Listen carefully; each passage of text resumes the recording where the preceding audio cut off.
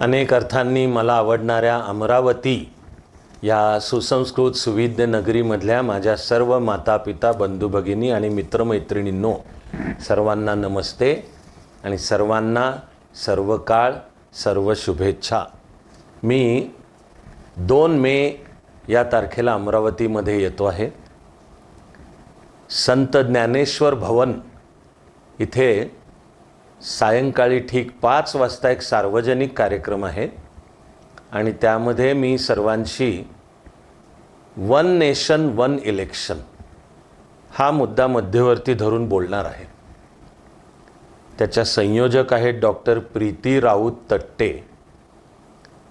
तर मी आनंदाने एक कार्यकर्ता म्हणून तुमच्यामध्ये यात सहभागी व्हायला येतो आहे।